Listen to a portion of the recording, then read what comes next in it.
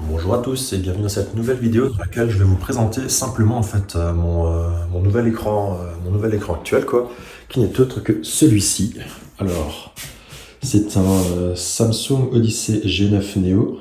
Donc comme vous le voyez en fait, il est très imposant en fait, c'est un double écran 27 pouces. Alors pour le moment vous le voyez, il est sur les pieds en fait qui ont été livrés avec l'écran en fait, vous voyez qu'il prend quand même beaucoup de place, hein. Là j'ai un bureau qui est quand même assez énorme. Là on peut voir, je l'avais juste installé comme ça. On voit que de base il prend quand même une place assez massive. On peut d'ailleurs voir aussi que bah, c'est pareil, du coup devant le bureau j'ai pas forcément beaucoup d'espace non plus.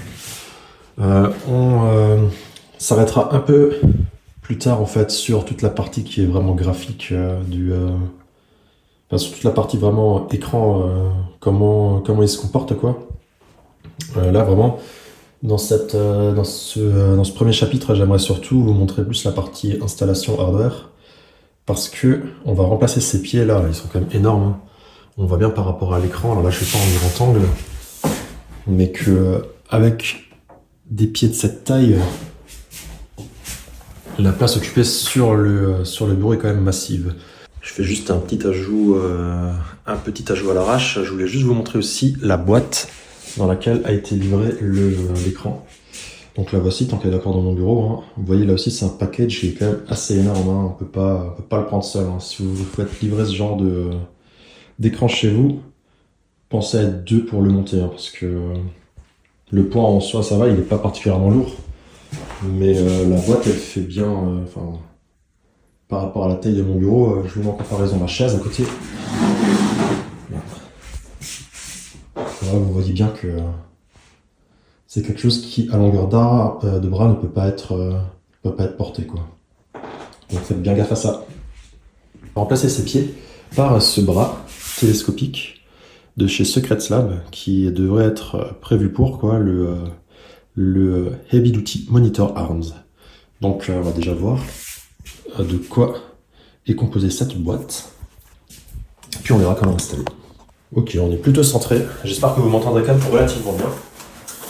Donc déjà, là je l'ai reçu ce matin, hein. J'ai même pas eu le temps moi-même de regarder de quoi était composé ce carton. On verra bien. Ok, donc un manuel, une notice. Ok. Bon, si vous voulez voir la notice, je vous la montre de plus près. Moi, je vais pas avoir le temps d'installer aujourd'hui ce bras parce que, bah, vu la taille de l'écran, en fait, il faut être deux pour le manipuler. Et je suis seul chez moi aujourd'hui.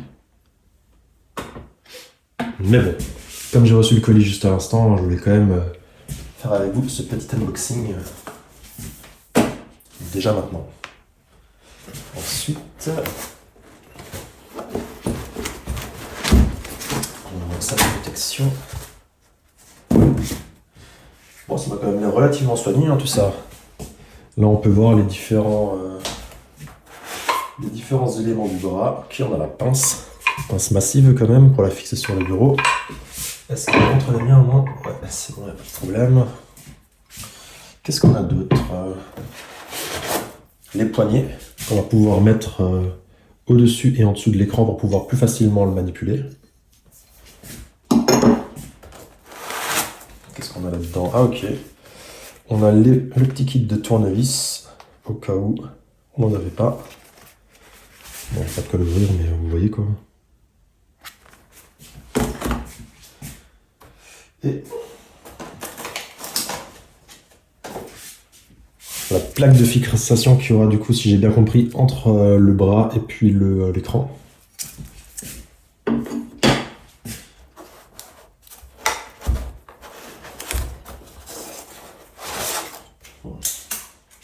Finalement, le plus important, les parties du bras. Alors, c'est quand même massif, hein. Là, je peux vous dire que ça pèse déjà bien son poids, hein. Que c'est magnétique. Visiblement, pour pouvoir... C'est un passe-câble, je suppose. Donc, passe-câble n'est pas très épais, par contre, hein. Il faudra faire attention au câble qu'on a, mais si on a des choses trop épais, ça risque de poser problème, hein.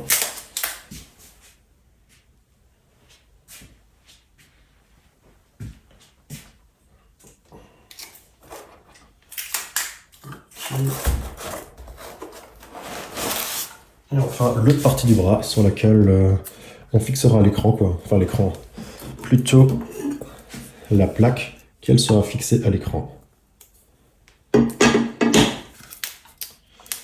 Et là, nous avons le sélecteur de force, je suppose, pour savoir à quel point le bras doit avoir un retour, je pense. Enfin, ça doit dépendre, je suppose, du poids de l'écran, en fait. Si on a un écran pas lourd, je suppose qu'il faut avoir un poids minimal pour éviter que le bras ne remonte tout le temps. Et inversement, si l'écran est lourd, comme c'est probablement le cas avec le mien, il faudra probablement augmenter la puissance pour éviter l'inverse, que l'écran soit toujours en bas, quoi.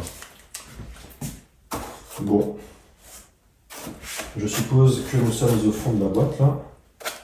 On n'a rien de plus. Enfin, rien de plus, vous me direz, c'est déjà suffisant, hein.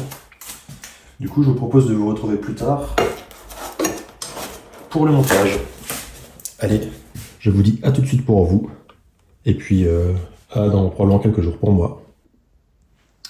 Nous revoilà encore un petit peu plus tard. En fait, j'ai juste installé le bras télescopique à côté de mon écran pour le moment, juste pour voir en fait comment il se comporte et comment le régler, quoi. Bon, alors moi j'ai un peu trop rapproché de mon écran quand même, mais bon.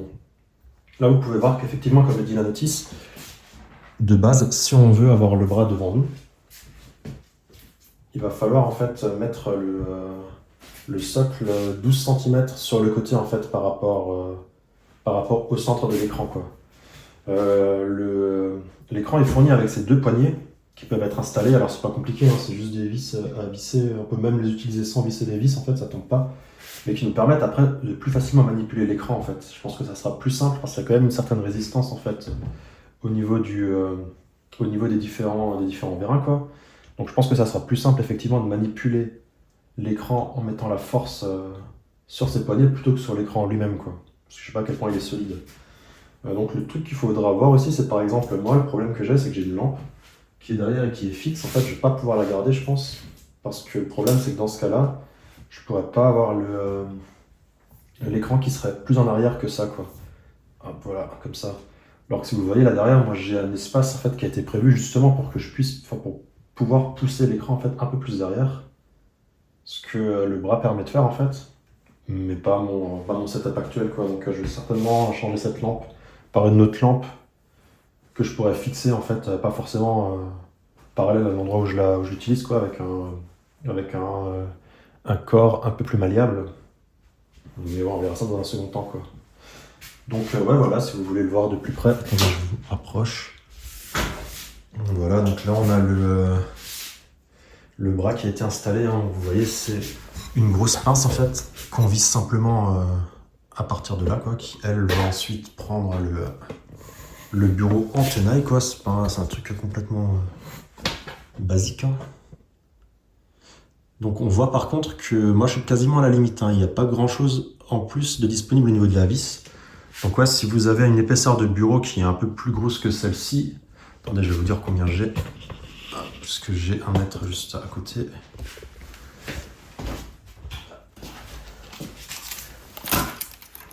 Ouais, voilà, là j'ai 4 cm. Bon, on peut peut-être mettre 1 cm de plus. Contre 6, on sera à la limite, quoi, hein. Sachant que la plaque elle-même, elle fait aussi quelques centimètres, quelques millimètres d'épaisseur, quoi. Ça devient limite, quoi. Et ensuite, du coup, on voit bien les traces de doigts par contre, hein. Ensuite, ce corps est simplement branché à une première partie mobile qui se clipse en fait simplement, hein. Ensuite, on a juste cette petite vis à visser pour maintenir le tout fermé. On a ensuite la seconde partie amovible sur laquelle on peut régler en fait la puissance des vérins, comme je vous l'expliquais avant. Et ensuite la tête, qui elle pareil en fait peut bouger soit de façon horizontale, soit verticale, à travers deux vérins différents, quoi. Bon, je vous ai un peu balancé partout là, j'espère que vous n'avez pas trop la gerbe. Mais bon voilà, quoi, globalement. Donc moi je vais le mettre un peu sur le côté par rapport au centre de mon écran. Je vais enlever ma lampe. Et ensuite on verra comment il se comporte en fait en utilisation réelle, quoi. Nous revoilà quelques semaines après l'installation initiale en fait. On voit que j'ai eu le temps de finir le montage, j'ai l'écran qui est là avec mon bras articulé. Ouais, du coup, on va pouvoir faire un petit tour de ce qu'il permet de faire, de ce qu'il ne permet pas aussi éventuellement. Là, je vais vous montrer comment je l'ai attaché, en fait, c'est pas grand chose de particulier. Du coup, comme on l'avait vu juste avant pour vous dans la vidéo, en fait, j'ai simplement en fait, fixé les différentes pièces entre elles. Hein. J'ai juste un petit mot à dire, peut-être concernant la fixation du support central. Je sais pas si c'est moi qui était particulièrement mauvais ou si c'est la pièce qui a des problèmes de qualité, mais la vis là qui est là derrière, là, celle-ci, je sais pas trop vous donner la gerbe. J'ai complètement explosé son filetage en la vissant en fait. Hein. Je me suis dit que vu le poids de l'écran en fait, que ça qui continuait à y avoir un petit jeu, je m'étais dit qu'il fallait peut-être que je force un peu le serrage. Du coup, j'ai trop forcé, je pense. Au bout d'un moment, j'ai le petit tournevis qu'ils ont fourni avec qui a complètement arraché la vis, quoi. Donc maintenant, elle est quasiment lisse. Je pense qu'elle sera plus jamais utilisable. Déjà, je pourrais être content si j'arrive à la ressortir un jour. Mais bref, du coup, ce que j'ai fait, c'est que j'ai contacté le support client de Secret Lab pour savoir si je pouvais éventuellement en avoir une nouvelle, quoi. Ou en tout cas, si je pouvais me passer des références pour savoir où je pourrais éventuellement l'acheter. Bon, ça a été un peu compliqué, hein. Ils m'ont envoyé d'abord un premier kit, un toolkit, comme on l'a vu un peu plus tôt dans la vidéo, avec les différentes vis et tournevis. Mais c'était pas ce qu'il me fallait, moi, parce que ce toolkit, en fait, possède, je pense, toutes les vis du système, sauf la grosse vis qui était problématique chez moi, quoi. Du coup, ils ont fini par me renvoyer, en fait, toute la pince. J'en demandais pas tant, quoi, mais ils m'ont renvoyé toute la pince qui se fixe au bureau, avec du coup la vis qui va bien, quoi. Bon, à ce niveau-là, c'est plutôt cool, quoi. Bon, ça a quand même pris, je pense, un bon mois, en fait, en aller-retour, toutes ces histoires, quoi. Ça va peut-être pu être plus efficace à ce niveau-là, mais bon, en tout cas, c'est plutôt très sympa de leur part de m'avoir redonné toute la pièce, quoi, alors que moi, je demandais juste éventuellement une référence pour acheter une pièce similitaire, quoi. Mais bon, tant mieux. Donc, voilà l'écran installé. Donc là, on peut déjà voir que... je regarde juste si vous voyez correctement. Je ne vois plus. On peut déjà voir que sur la place, c'est quand même bien mieux sans les pieds, en fait, qui avant étaient quand même relativement énormes. Hein. Ils me prenaient toute la largeur du bureau, quoi. Là, maintenant, j'ai un espace qui est quand même beaucoup plus libre, c'est plus agréable, on peut poser des trucs. Autre chose à savoir, on peut utiliser le bureau aussi. Moi, pourquoi je l'ai mis sur ce bras articulé, c'est parce que je peux moduler en fait le bureau en fonction de mes besoins. Là, dans cette configuration-là, c'est quand je travaille seul sur du boulot qui est informatique, quoi, globalement, où je suis devant mon PC et où je travaille que là-dessus. Si par exemple on est deux, par contre, ce qui est prévu, c'est que je puisse en fait prendre l'écran en fait et le bouger, quoi. Alors il faut juste que je vois si là au niveau des câbles c'est bon. Il va peut-être falloir que je change un peu quelque chose. Ouais, parce que le cable management n'est pas encore optimal vu que je viens de faire ça. Bon, attendez, on va voir si pour l'exemple ça va fonctionner, mais là il y aura peut-être des choses que j'aurai à revoir, quoi. Parce que, ouais, il y a un truc qu'il faut savoir avec des écrans comme ça, c'est qu'ils n'ont pas des tailles en fait qui sont habituelles pour les différents vendeurs de périphériques, et du coup on se retrouve avec des câbles qui sont souvent trop petits en fait. Et là, je vais vous le montrer. Je vais juste essayer de bouger un petit peu, ce soit plus visible. Hop, mais on le voit très vite en fait. Si vous regardez l'état de mes câbles là derrière, là vous voyez qu'au niveau des haut-parleurs, c'est méga tendu, quoi. Hein. Il n'y a vraiment aucun jeu, quoi. Là, ce que je vais faire maintenant, c'est peut-être changer l'emplacement de ces câbles-là pour les faire passer en fait de l'autre côté du bras, de façon à ce que, comme dit, en fait, je puisse facilement passer d'un mode à l'autre, quoi. Parce que là, je pense que ça risque de trop serrer, non ? Voilà, la webcam, elle est complètement... Ouais. Surtout elle, quoi. Ouais, c'est le genre de problème auquel on pense pas forcément, quoi, mais... Juste voir à quel point, pour les autres câbles, ça reste... Qu'est-ce qui s'est passé, là ? Ok, j'ai la prise qui s'est débranchée, putain.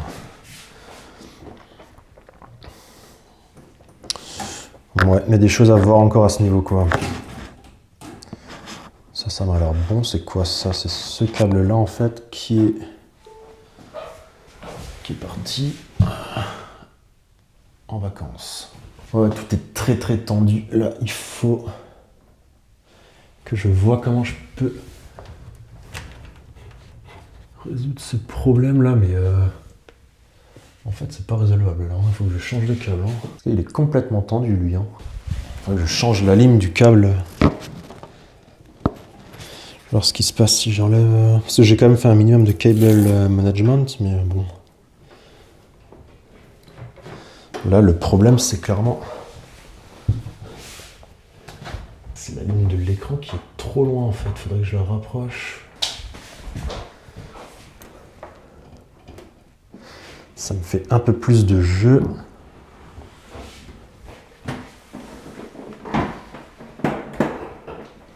Puis là, ok, ça permet de... Okay. Bon, c'est quand même un truc un peu délicat à bouger, quoi. Là, on voit que c'est de nouveau complètement tendu, là. Ouais, la lime électrique, putain, faut que je trouve un autre système, quoi. Ou alors, il faut que je bouge l'emplacement de ma prise là en dessous pour qu'elle soit un petit peu plus vers le centre. Ça peut être faisable aussi. Bon, je vais juste débrancher l'électricité là pour éviter de me choper un coup de jus encore, quoi. Vous voyez maintenant c'est ce câble là qui commence à être tendu. Ouais, c'est vraiment pas des trucs prévus pour. Hein.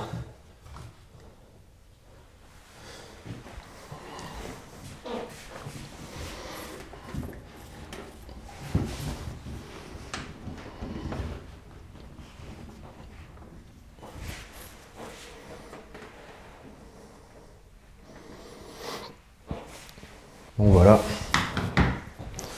Là, je me suis mis en mode déporté. On va rallumer normalement. L'électricité, tout devrait fonctionner.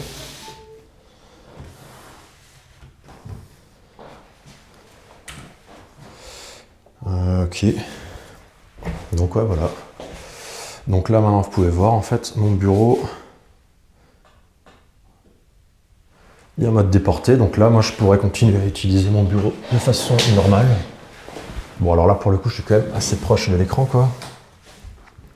Mais dans l'idée, c'est que si maintenant j'ai des personnes qui doivent travailler avec moi, moi, je peux me mettre là. Bon, ma tour, faudrait peut-être que je la bouge un peu quand même. Alors, j'ai l'ordinateur qui s'est mis en veille de nouveau. Mais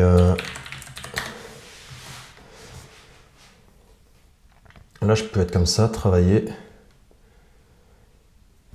Et en même temps, une autre personne, même deux autres personnes, hein, pourraient être de l'autre côté de mon bureau. On peut voir que ce système-là est plutôt sympa avec ce système de bras télescopique, quoi. Bon, comme dit, il faut juste maintenant que je vois comment un peu améliorer le cable management, parce que le problème que j'ai, c'est que cet écran est tellement grand que entre cette configuration et celle-là, en fait, j'ai 1 mètre de câble en plus à devoir balancer quelque part, quoi. Et j'aimerais éviter d'avoir des rouleaux de câbles qui traînent sur le bureau, quoi. Donc bon, à voir.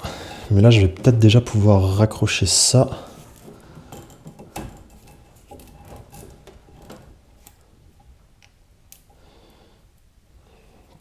Ouais, voilà. Bon, ma webcam, par contre, elle, il faut vraiment que je pense à la débrancher quand... pour le moment, quand je fais ce genre de montage, parce que là, le câble n'est pas du tout assez long. En fait, il faudrait peut-être que je vois pour bouger ces différentes pièces. Et les mettre finalement juste de l'autre côté du bureau, quoi. D'avoir ces dispositifs ici.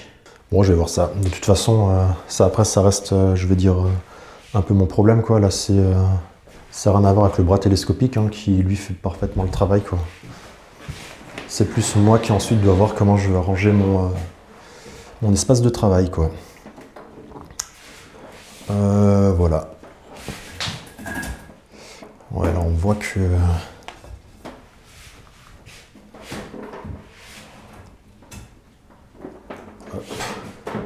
Ouais, je pense qu'avec un peu d'habitude, ensuite, on peut facilement en fait le bouger. Hein. Là, moi, j'ai un peu du mal encore parce que je comprends pas forcément bien comment fonctionne l'articulation au niveau des deux pièces du bras. Mais je suppose qu'une fois que je maîtriserai mieux ce sujet-là, ça ira mieux, quoi. Là pareil, la lampe n'est pas forcément très centrée par rapport à l'écran, mais bon, je pense pas que ça soit forcément gênant à l'utilisation. Là je peux le reculer, puis voilà par exemple.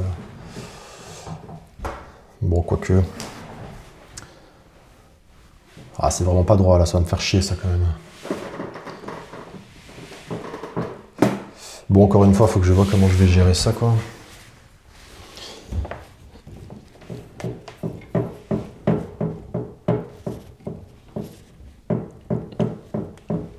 Ouais, c'est comme ça qu'on peut jouer avec...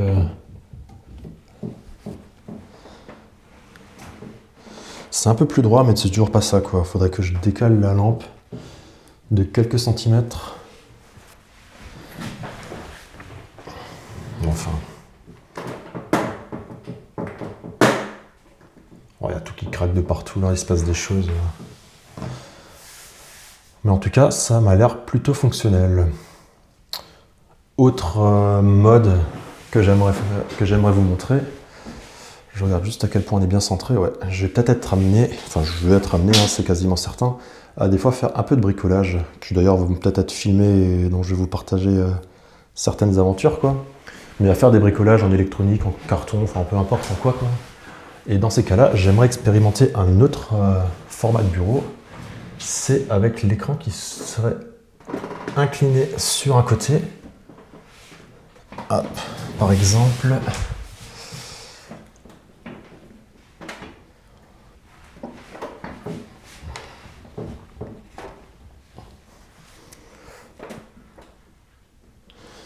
Quelque chose comme ça. De façon à ce que je puisse avoir en fait un espace dégagé pour pouvoir bricoler des trucs. Attendez, je vais voir si je peux vous placer un petit peu ailleurs. Là par exemple. Ouais, de pouvoir avoir un espace sur lequel bricoler des trucs. Et en même temps accès finalement à l'ordinateur. Après là c'est surtout la partie droite de l'écran que je vais utiliser. Enfin la partie gauche là que je vais utiliser. Hein, ça serait la partie droite éventuellement pour pouvoir mettre une petite vidéo pendant mon travail quoi. Mais ouais voilà, l'idée ça serait d'avoir d'être comme ça par exemple, d'avoir ici une page d'explication ou quelque chose quoi, et en même temps moi de pouvoir être juste à côté comme ça et de pouvoir facilement bricoler. Bon alors là bien sûr je vais rajouter une lampe, mais ouais l'idée ça serait de pouvoir faire les deux activités de façon mariée comme ça quoi, je sais pas comment dire quoi, mais de pas avoir besoin d'avoir à bouger pour pouvoir pratiquer une activité ou l'autre quoi. Un autre truc que je vais éventuellement pouvoir faire et qu'on va tester directement, c'est le mode dual, je sais pas comment ça s'appelle, la DPD ou un truc comme ça là. C'est le mode PIP ou PBP, rien à voir.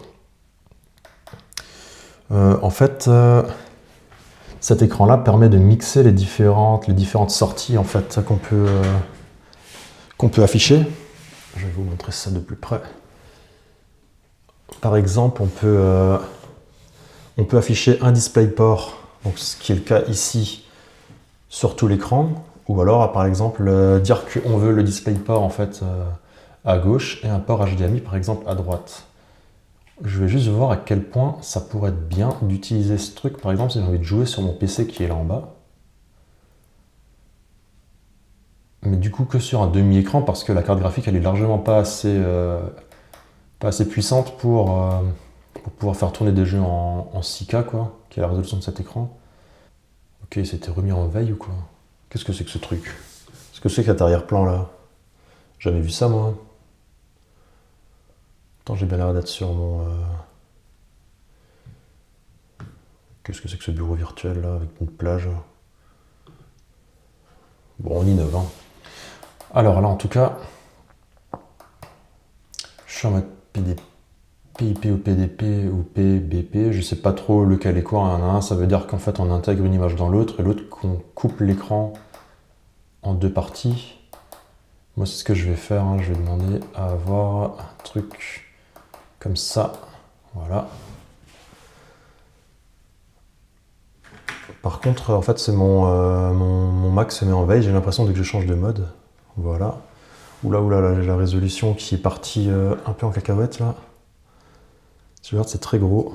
Alors ça, on le verra dans un autre chapitre de cette vidéo, ces histoires de résolution. Résolution.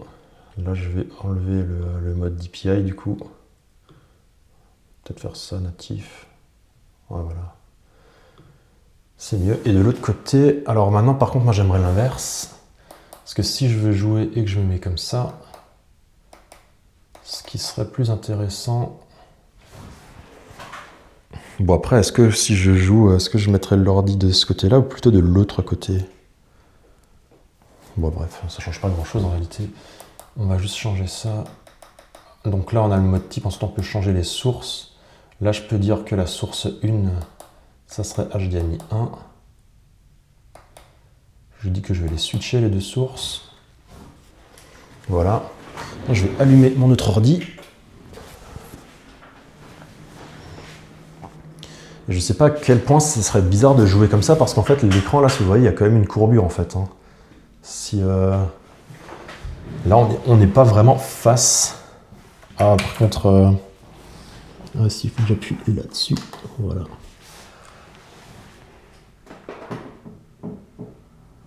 Ah, quoique, en vrai, il y a un monde dans lequel on s'habitue à ça. Hein. Je vais chercher ma souris, qui est partie là-bas. Voilà. Alors, la résolution, par contre, là, il y a vraiment un sujet. Qu'est-ce que c'est que ça?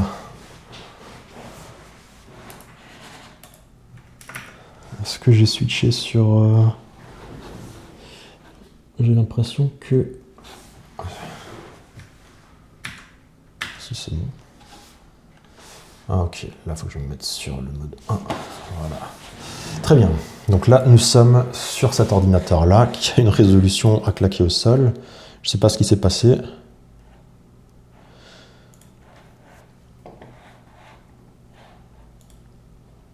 On va passer sur la résolution qui m'a l'air plus adéquate. Ok, parfait, conservé. Alors, là déjà, on est vraiment pas mal. Hein. Je sais pas pourquoi les icônes sont si énormes, mais on va tester un truc. On va jouer à The Saboteur. Excellent jeu pour l'année 2025. Hein. C'est un jeu qui doit dater de, je sais pas, des années 2000. Je sais pas, des fois j'ai des petits délires comme ça, je vais sur Steam, je trouve un jeu qui a l'air dégueulasse, qui coûte 2 balles. Je le télécharge et j'y joue pendant quelques heures, quoi. Ouais, je sais pas trop pourquoi je fais ça, quoi. Des fois ça peut être marrant.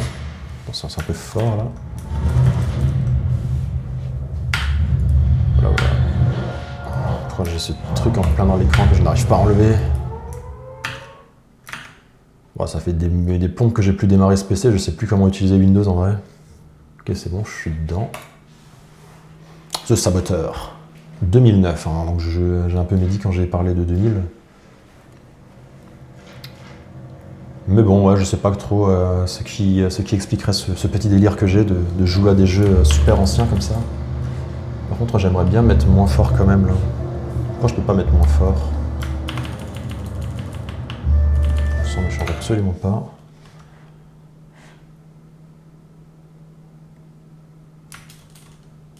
En 92, ok. 30 peut-être.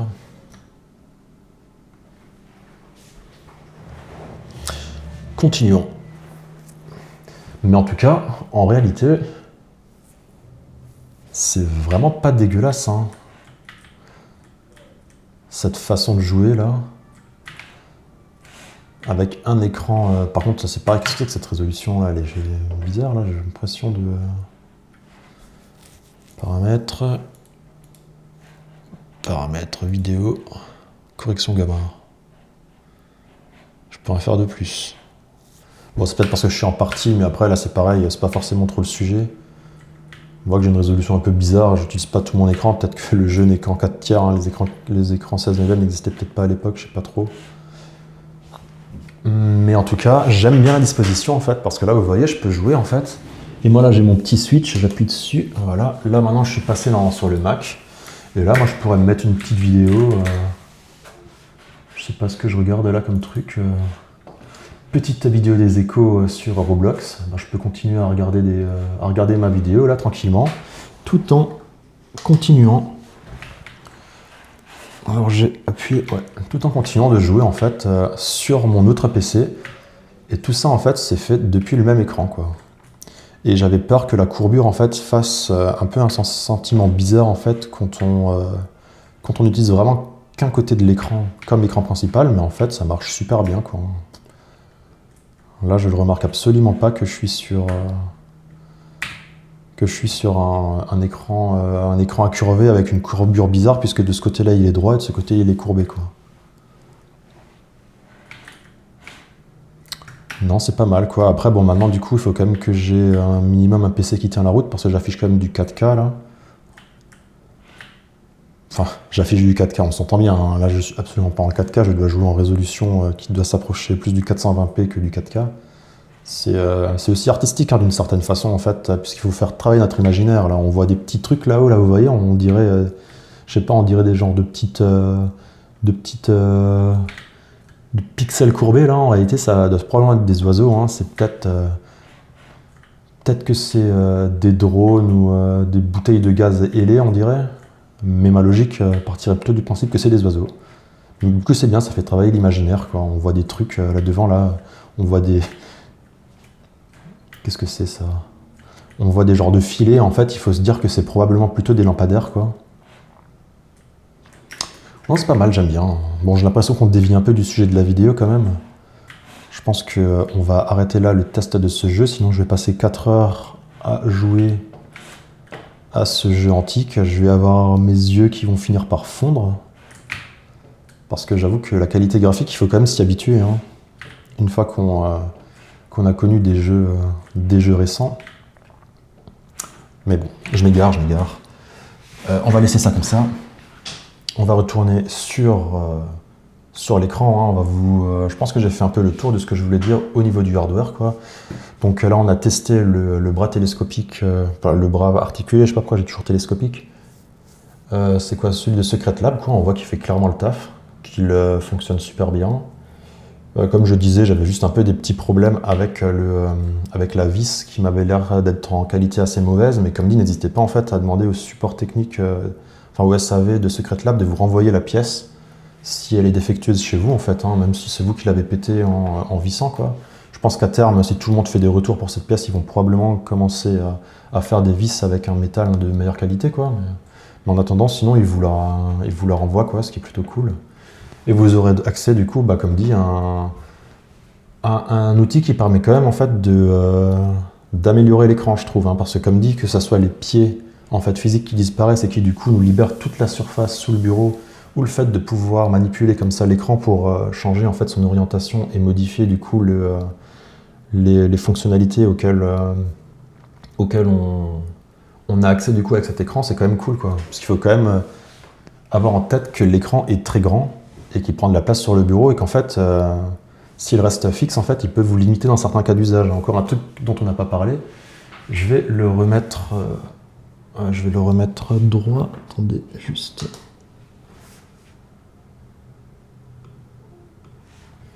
On va éteindre le tout. On va le remettre droit et je vais vous montrer un autre truc qu'il y a avec cet écran.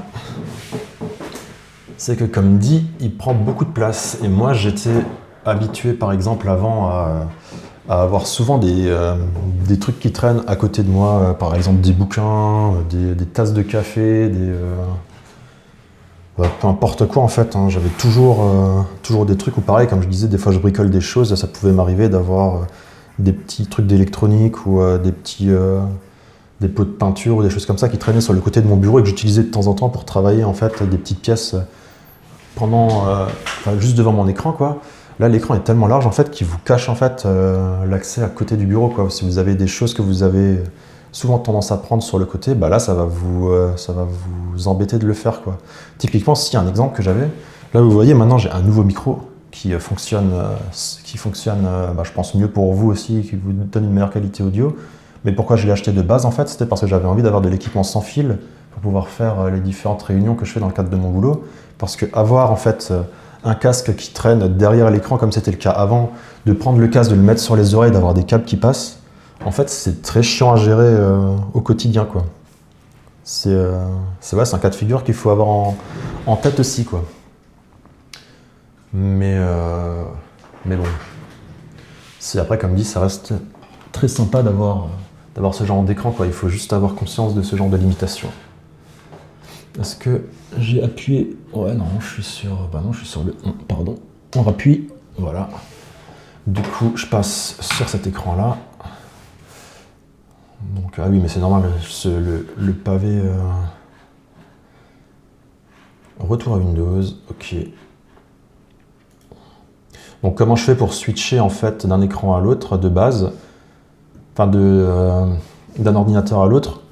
De base, sur l'écran, vous avez des sorties derrière qui vous permettent de brancher un genre de hub USB sur 2 sorties différentes.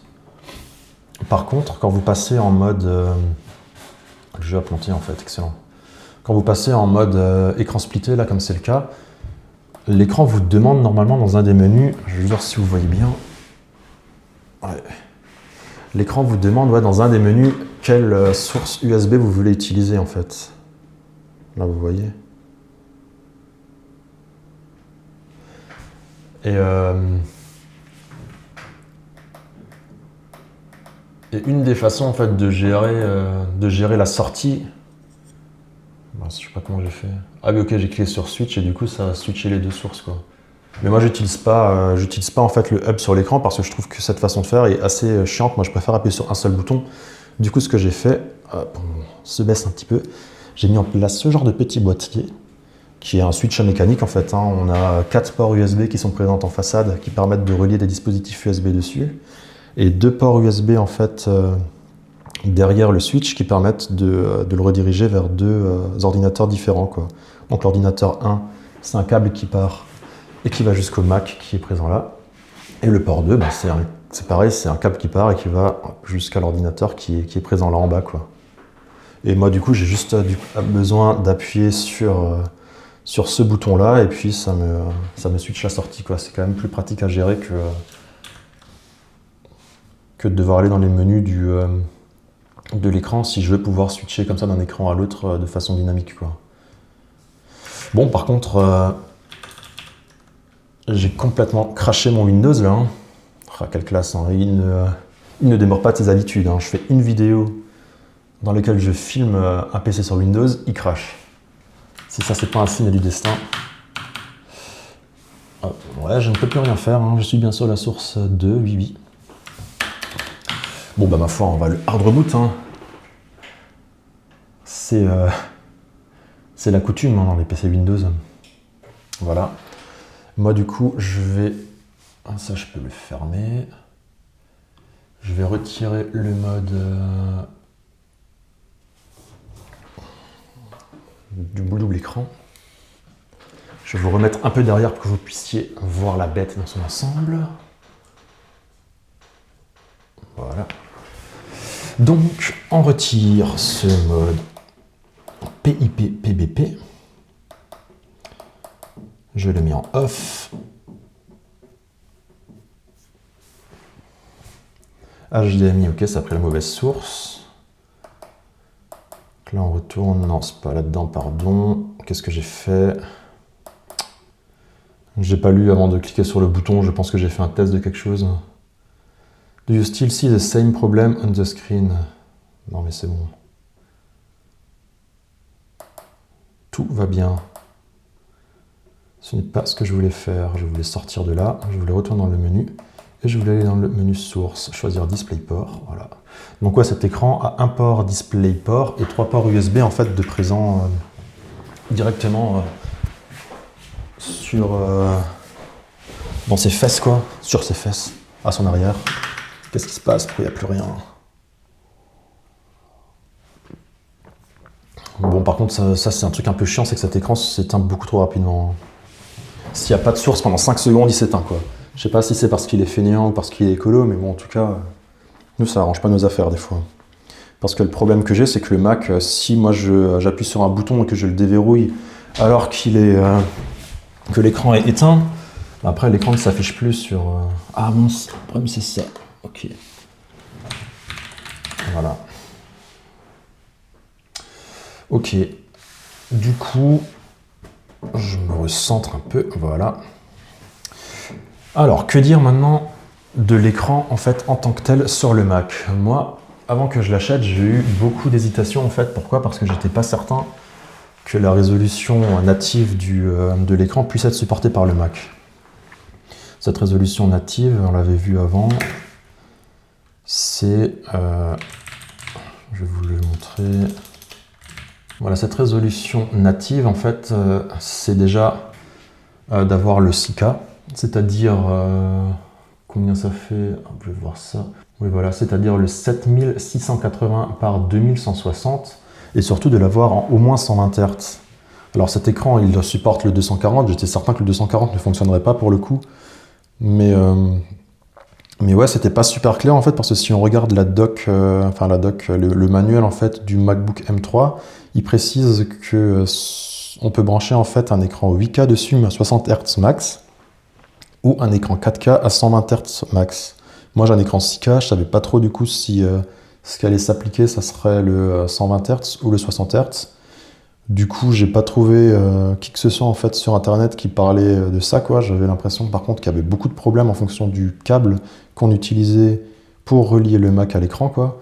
Il y en avait certains qui précisaient que leur câble fonctionnait une fois sur deux, qu'il fonctionnait des fois à une bonne résolution mais pas forcément un bon framerate, ou l'inverse. Je sais pas trop, quoi. Moi du coup ce que j'ai pris c'est un câble HDMI, enfin pas HDMI pardon, c'est un DisplayPort. Je vous mettrai les références si vous voulez dans la vidéo. Mais moi ce que j'ai pris c'est ce câble là en fait, c'est un câble Ugreen. Je pense pas que je vais pouvoir vous montrer l'autre embout puisqu'il est caché là-bas au fond là. Mais je vous mettrai la référence en fait dans la description de la vidéo. Ce câble là en fait, il permet d'utiliser sans trop de problèmes visiblement le 120 Hz et la résolution native. C'est ce que moi j'ai là et j'ai rien fait de spécial pour que ça fonctionne.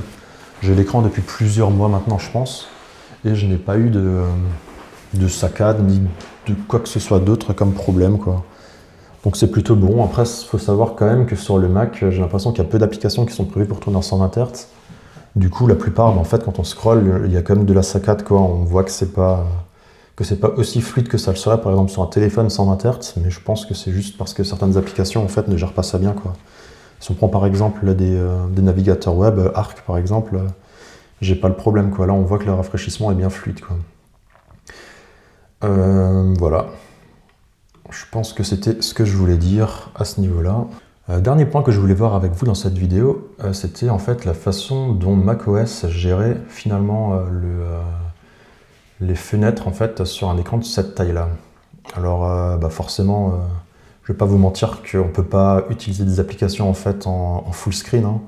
C'est beaucoup trop grand, il n'y a absolument aucune application qui est prévue pour ce genre de résolution, mais en fait c'est pas grave, hein, puisque le principe justement c'est de ne pas utiliser d'application en full screen, si ce n'est éventuellement des jeux, quoi. Ce que je fais moi, c'est que j'utilise une application qui s'appelle Mosaic pour pouvoir en fait gérer l'emplacement des différentes fenêtres, quoi. Alors Mosaic, je crois que de base c'est payant, je vais juste voir. macOS, moi j'utilise à travers cette app, je crois. C'est pareil, c'est un petit gestionnaire de paquets en fait, plus ou moins sur macOS, qui permet pour 10 $ par mois, je crois, d'avoir accès à plein de petits logiciels plutôt sympas, quoi, dont celui-ci en fait fait partie. Donc ouais, c'est ça, quoi. Donc bon, effectivement, de base, c'est payant. Je sais pas combien il coûte. macOS 10.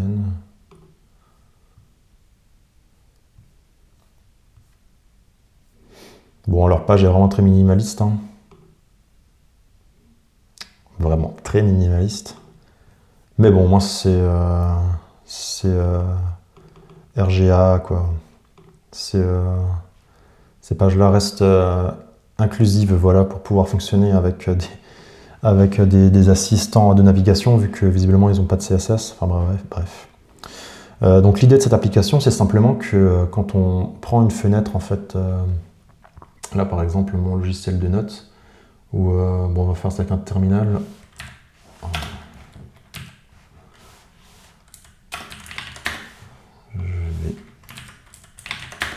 Voilà, sortir les trucs des terminaux. L'idée, ça va être... Alors là, moi, je ne vais pas du tout configurer, hein, j'ai pas besoin. En fait, sinon, on peut définir différents profils. Par exemple, sur mon écran, sur mon Mac qui est plus petit, j'ai différents profils qui permettent de mettre directement des fenêtres à droite, à gauche, en haut ou en bas. Là, sur cet écran qui est beaucoup plus large, j'ai un truc beaucoup plus libre qui me permet, en fait, simplement de définir, en fait, l'emplacement de la fenêtre en la glissant, en fait, sur ce sélecteur. Je vais dessus. Et là, ensuite, j'ai séparé en fait mon écran en 1, 2, 3, 4, 5, 6, 7, 8 colonnes et 4 lignes. Et moi, je vais pouvoir définir, par exemple, que ce terminal, bah, il va prendre, je sais pas moi, par exemple, cette place-là, quoi. Donc, je la sélectionne, je lâche, et on voit en fait que l'application en fait se redimensionne à la bonne taille, quoi. Donc, moi, l'idée, c'est de préparer en fait souvent un pattern qui ressemble à ça, quoi, qui va être, comme vous le voyez. J'espère que vous le voyez, je ne vais pas regarder. Ouais, si c'est bon. De cette façon-là, en fait, où en général, je vais avoir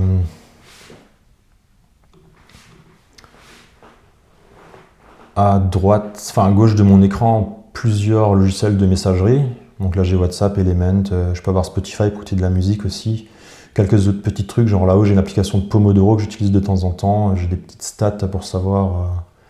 Enfin, c'est les widgets finalement de macOS. Bon, je les regarde pas forcément tant que ça, quoi, mais je me dis que si déjà ils sont là, autant les afficher, quoi. Ensuite, sur la partie plus centrale, je vais avoir en général un navigateur web ou alors mon logiciel de mail. Et ensuite, en plus grand, en fait, ça va être la tâche sur laquelle je travaille le plus. Donc là, ça va être PHP Storm, par exemple, avec les codes sources de mon site perso, spyzone.fr, quoi. Donc là, ça me permet d'avoir une place qui est suffisamment grande pour travailler de façon confortable. Et comme je fais beaucoup de développement web, ben, je peux tester directement en fait mon travail dans le navigateur qui est à côté, sachant que cette fenêtre reste très grande en fait. Hein, c'est 2 fois la taille d'une fenêtre en fait full screen sur un écran 15 pouces normal, quoi. Donc là, moi, typiquement, ce que je fais souvent, c'est que je vais prendre le DevToolkit. Alors là, je l'ai sur le côté. Je sais pas pourquoi je l'ai sur le côté d'ailleurs. En général, je l'ai plutôt sur le bas quand même.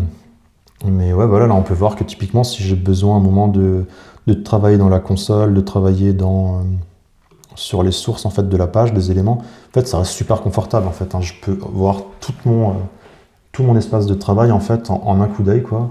Pareil, souvent j'utilise le debugger. Alors là c'est pas une application PHP donc on le voit pas. Mais le fait de pouvoir rafraîchir la page, de pouvoir s'arrêter directement dans les différents points d'arrêt en fait sans avoir besoin de changer de fenêtre et tout, c'est super agréable, quoi. Et ensuite, de l'autre côté, ben, j'ai d'autres petits logiciels que j'utilise en fait de façon un peu moins intensive dans mon boulot, quoi. Donc là, par exemple, c'est Obsidian, quoi. C'est un logiciel de documentation qui me permet de voir, comme son nom l'indique, les documentations sur les choses sur lesquelles je travaille, de pouvoir modifier aussi la documentation du coup en temps réel en fonction des modifs que je fais, quoi, puisque elles sont directement visibles. Et après, je peux avoir d'autres trucs comme des consoles, ou alors là j'ai mon application de notes, quoi, où on voit ma note concernant la vidéo qui est en cours de réalisation, quoi. Donc l'avantage en fait d'avoir un écran aussi grand, c'est que je n'ai plus du tout besoin d'utiliser les bureaux virtuels en fait. De base, là on peut encore les voir là-haut, en fait je les utilise quand même encore quand j'ai pas mon écran externe et que je suis juste sur mon Mac. Moi j'ai en général quasiment un bureau virtuel par application du coup. Ça permet de les avoir en plus ou moins full screen. Alors tout ce qui est conversation de messagerie instantanée, là effectivement je les ai plutôt sur une fenêtre, enfin sur un bureau. Mais après tout ce qui est Firefox, tout ce qui est PHP Storm, tout ce qui est Obsidian, forcément en fait c'est des applications qui prennent quand même de la place. On peut pas en afficher 3 ou 4 sur une même fenêtre si elle est minuscule, quoi. Ouais, pour info, il me semble que 2 carreaux comme ça, oui, c'est ça en fait. Ça, c'est typiquement la vue que j'ai sur mon Mac en full screen. Attends, on va tester en fait pour pas que je raconte trop de conneries. Mais il me semble que c'est ça. Hein. Là, je vais prendre cette fenêtre, je la mets. Ah non, c'est pas ça du tout que je voulais faire. Elle est de l'autre côté. Ok, elle est là-bas. Donc je le passe sur le Mac, je le mets en full screen, voilà. Et maintenant, je le repasse de ce côté-là. Voilà. Donc ça, là, ce que vous voyez là, c'est le plein écran du Mac 15 pouces, en fait. Donc là, vous voyez combien de fois, en fait, j'ai de l'espacement graphique en plus, quoi, hein, par rapport à ce qu'on peut avoir sur l'écran du laptop, quoi. Donc forcément, sur un écran comme ça, moi, j'avais tendance à utiliser des dizaines de bureaux virtuels, et au bout d'un moment, on s'en sort plus, on sait plus où on en est. On passe son temps à scroller à gauche, à droite, comme ça, pour chercher la fenêtre qui va bien, quoi. On a à moitié la gerbe parce que, vous voyez cet effet de rotation, là. Bon, là aussi, sur le Mac, alors forcément, c'est moins intense que sur un écran aussi grand, quoi, mais à force de tourner dans tous les sens, ça faisait pas forcément que du bien, quoi.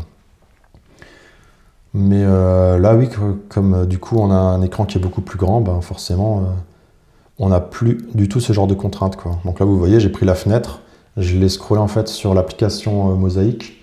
Là, je la redimensionne correctement, je lâche, et vous voyez que ça prend directement l'emplacement qui a été défini, quoi. Sachant que pareil, l'histoire là des 8 carreaux sur 4, ça c'est complètement... ça c'est personnalisable, quoi. Et puis comme je disais, là, ça c'est moi qui ai en fait utilisé ce réglage qui n'est pas... enfin, qui reste à définir. Mais vous pouvez très bien en fait définir des patterns par défaut. Attendez, je vais vous montrer en fait, hein, c'est plus simple. J'en ai sur mon autre écran. C'est déjà, on parle de mosaïque, autant le faire correctement. Ah non, c'est trop. Voilà, donc là on est sur l'autre écran. Donc moi maintenant, si je viens et que je prends une fenêtre, que je la mets dessus, là vous voyez, là-haut, si je veux l'avoir en full screen, je peux aller là-dessus, je lâche, ça la met en full screen. Si par exemple, si par contre je la veux qu'à gauche, je vais là-dessus, je la mets, je lâche, ça la met à gauche. Si je veux le mettre en haut à droite, je fais comme ça. En haut, en bas à droite, comme ça, etc. Ça c'est des profils, c'est nous-mêmes qui pouvons les régler en fait dans l'application, quoi.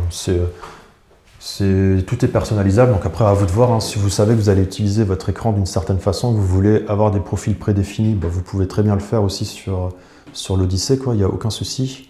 Moi c'est juste que je l'avais fait de base, j'en avais mis plusieurs, et j'ai réalisé qu'en fait je les utilisais pas forcément, quoi. Pourquoi? Parce que c'est pareil, là, par exemple, si à un moment je suis par exemple en train de traiter des mails ou des choses comme ça et que je fais beaucoup d'allers-retours entre du navigateur web et du mail, ce que je vais faire en fait, c'est que je peux très bien avoir mon application de mail, je vais la prendre et je vais la mettre en 2.2 comme ça, quoi.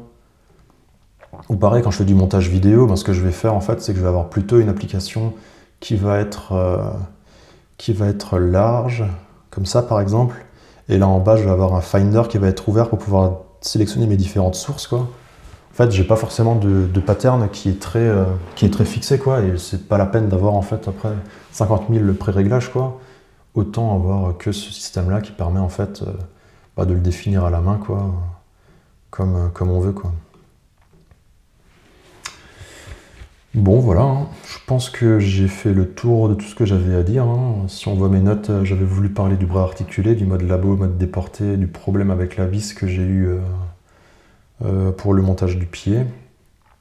Sur macOS, je vais vous parler de la façon dont je gérais les fenêtres avec Mosaic, et de la résolution. S'il y a encore un truc que je voulais voir avec vous, c'est que par défaut, en fait, quand vous allez brancher l'écran sur le Mac, vous allez l'avoir en mode IDPI. C'est-à-dire que, je vais vous montrer à quoi ça ressemble. Voilà, j'utilise Better Display, qui est une application, je vais la désinstaller en fait, je pense, ça me sert pas tant que ça en réalité, quoi, que j'utilisais un peu au début pour travailler sur la résolution. Pourquoi? Parce que je trouvais que la résolution native était un peu petite, et la résolution par défaut, qui est la IDPI, était beaucoup trop grande. Là, voilà, là, vous voyez ce truc? En fait, ça, c'est la résolution qui est proposée de base par l'OS, en fait. Quand vous allez le brancher la première fois, vous allez avoir les trucs aussi grands que ça, quoi. Et en fait, c'est beaucoup trop grand, quoi. Là, je veux dire, on perd... comme je disais avant, en fait, attendez, je vais vous montrer. Là, maintenant, on a réellement plus que 2 fois l'écran du Mac, quoi. Là, je vais voir, là, je le mets en full screen sur le 15 pouces, là, voilà. Ah, je peux même pas... Là, voilà, là, vous voyez? Non, ça l'a mis en haut. Voilà. Donc là, avec le mode par défaut, sur cet écran qui est énorme, en fait, j'ai que l'équivalent de 2 fois l'écran du 15 pouces du Mac, quoi. C'est beaucoup trop peu, quoi. Là, je veux dire, je pourrais me mettre à 10 mètres de l'écran, j'arriverai encore à le lire, quoi. On a une perte de place qui est massive, mais en même temps, j'avais l'impression que quand, en fait, j'utilisais la résolution qui n'est pas iDPI, donc la 7680 là par 210, là du coup j'avais l'impression que c'était quand même trop petit en fait, parce qu'il y a des trucs qui sont quand même un peu petits, et là vous voyez là là maintenant on a toujours la fenêtre qui fait la même taille, mais vous voyez la taille que ça prend réellement en fait sur l'écran, quoi. Avant, cette application là c'était la moitié de l'écran, quoi. La deuxième résolution native, forcément on enlève le mode iDPI qui a un scaling de 100% je pense, bah, on se retrouve avec une petite fenêtre comme ça. Je trouvais que c'était peut-être un peu trop petit en fait. Et moi, du coup, ce que je voulais faire, c'était de trouver des résolutions qui étaient intermédiaires. Et bah, du coup, c'est pour ça que j'ai utilisé en fait Better Display, qui permet en fait de faire ça. Mais le problème des résolutions intermédiaires, je trouve, c'est que elles sont dégueulasses en fait. Attendez, je vais vous montrer si je peux. J'ai l'impression que l'application, elle a changé depuis que je l'avais testée. Là, je trouve plus forcément la façon dont elle fonctionne. Donc là, par exemple, si je mettais une résolution comme ça, je trouvais que c'était peut-être un bon compromis, parce que vous voyez que c'est quand même déjà plus grand. Mais par contre, je ne sais pas si ça se voit à l'écran, je pense pas que ça se voit. C'est baveux, quoi, de ouf, en fait. Pourquoi c'est baveux, en fait? Simplement parce qu'à un moment, en fait, on a un pixel qui doit s'afficher en 1,5 pixels, par exemple, vu qu'on a fait un scaling, et que c'est pas vraiment possible, en fait. Donc, je sais pas comment, il y a un effet de flou, en fait, qui est rajouté sur le texte et sur tout, quoi. Et ça fait vraiment très moche, quoi. Donc moi finalement j'ai abandonné cette idée, et ce que j'ai fait, c'est que j'ai utilisé du coup la résolution native qui est petite, mais par contre dans les applications en fait où je trouvais que le texte était quand même trop petit, j'ai augmenté la taille en fait dans les applications, quoi. Mais après honnêtement, moi maintenant je me suis habitué, j'ai plus aucun problème de taille, quoi. On n'est pas non plus à 5 mètres de l'écran, quoi, donc on peut largement, moi je trouve que je peux largement en fait l'utiliser comme ça, quoi. Bon, voilà, je pense avoir fait le tour de ce que j'avais à dire le concernant, quoi. Si vous avez des questions ou quoi que ce soit, hop, je vais me mettre un peu devant vous. Si vous avez des questions ou quoi que ce soit, n'hésitez pas à me demander, hein, je pourrais me faire un plaisir de vous répondre, quoi. En attendant, comme je le disais, cet écran, franchement, je pense que c'est un très bon choix, quoi. Alors il coûte cher, hein, il coûte 1700 balles, je crois, parce que c'est l'écran qui a quand même des aussi grands, des 52 neuvième, je crois que ça, 52 neuvième, hein. Je suis même plus sûr, mais des widescreen comme ça, il y en a plusieurs en fait chez Samsung, mais la plupart en fait restent en résolution 4K.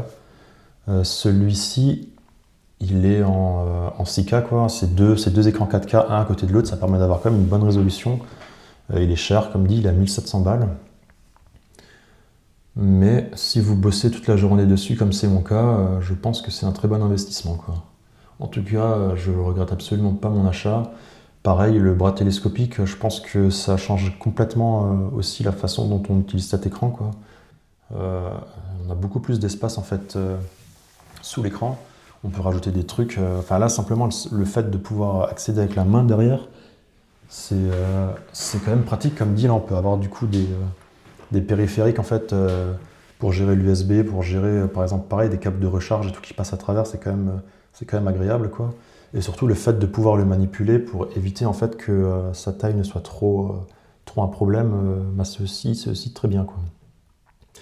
Donc bon voilà, si vous avez des questions ou quoi que ce soit, n'hésitez pas à les poser en commentaire. Sinon je vous invite à vous abonner pour être tenu au courant de mes péripéties. Et je vous dis à bientôt pour une prochaine vidéo. Allez, salut!